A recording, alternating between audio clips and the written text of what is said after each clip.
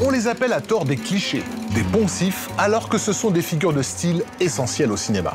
Ce sont ces scènes, ces images, qu'on a déjà vues 100 fois, mais qui sont à chaque fois différentes. Ce sont comme de petits motifs musicaux qu'on entendrait de film en film et qui font dialoguer les films entre eux.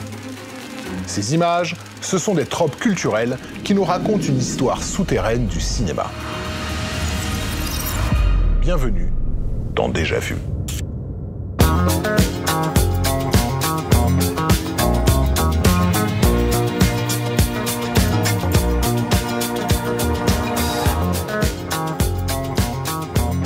Il a suffi non pas d'un film, non pas d'une scène, mais d'un seul plan pour que le jeune John Travolta devienne la plus grande star internationale de la fin des années 70.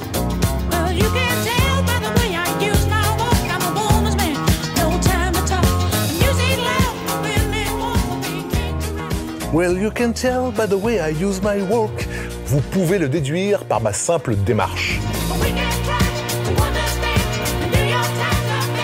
Comment un simple plan sur des pieds en mouvement peut-il donner autant d'informations sur le personnage principal, sur sa frustration, sur sa frime, son délire de grandeur et la conviction qu'une bonne paire de chaussures l'aideront à s'élever au-dessus de sa condition sociale?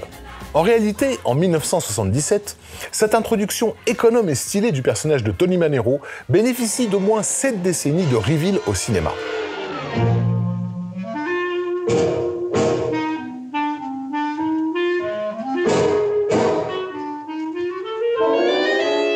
Le reveal, c'est ce fameux plan qui nous fait découvrir un personnage en partant généralement du pied pour remonter au visage. Une scénographie largement popularisée par l'image de la femme fatale dans le thriller des années 40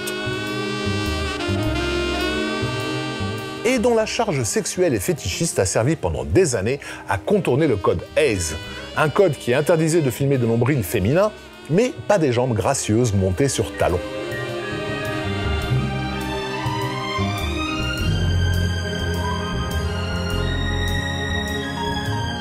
It was Tanya. I had only a second to admire the view. I had to watch out. Bien sûr, ce fétichisme entraîne une objectification évidente du corps féminin, et certains, comme Stanley Kubrick dans son générique de Lolita, s'en sont servis pour générer le malaise.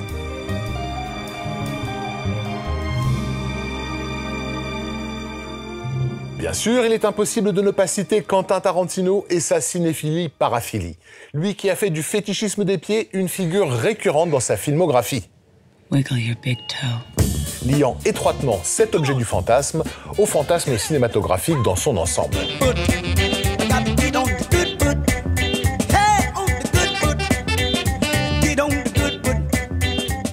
Car oui, qui dit fétichisme dit fantasme. Or, le fantasme a des fonctions qui l'élèvent bien au-dessus de la luxure. Il autorise à imaginer, à élaborer, à déduire à quel genre de personnes appartiennent ses pieds.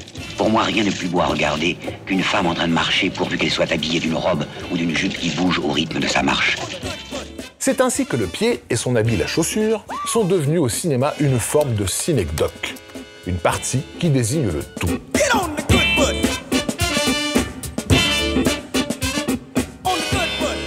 Une synecdoque où le pied et la chaussure définissent donc la personne qui y est rattachée.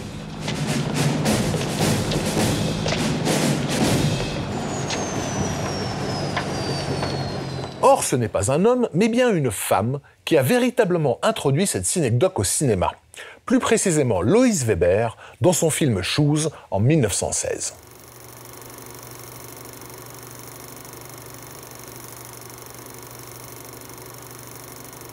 Shoes, c'est l'histoire d'une femme qui veut s'acheter de nouvelles chaussures dans l'espoir de s'extraire de sa condition sociale. Et oui, déjà à l'époque, la même problématique que Tony Manero.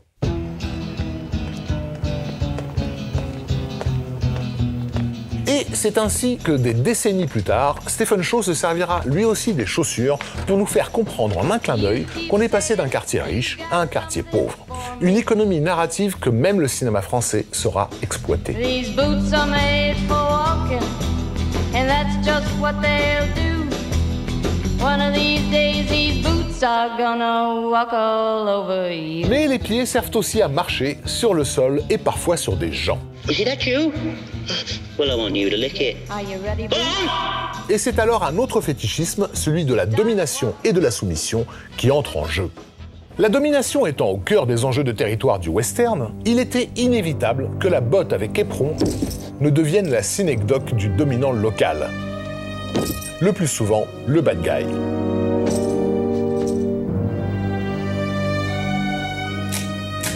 Tandis qu'à l'inverse, dans le cinéma d'arts martiaux, c'est le pied nu qui désigne l'humilité de l'étranger, de celui qui n'est pas à sa place. Comme un John McClane qui n'a rien à faire dans cette tour du Nakatomi Plaza.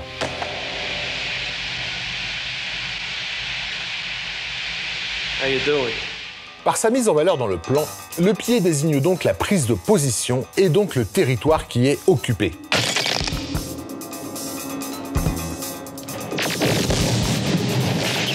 Il est l'expression d'une virilité qui s'assume, ou même, dans le cas du mystérieux tueur qui pénètre dans la maison, il nous montre le territoire qui s'apprête à être conquis.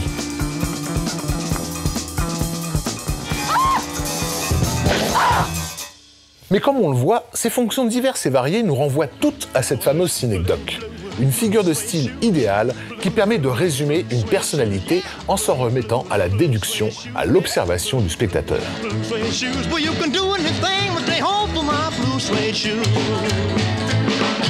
C'est pourquoi le pied apparaît comme le membre de choix pour teaser un personnage très identifiable au public, comme une façon de récompenser son attention en lui disant « Oui, tu l'as bien reconnu, c'est bien lui, et tu l'as reconnu rien qu'à son pied. »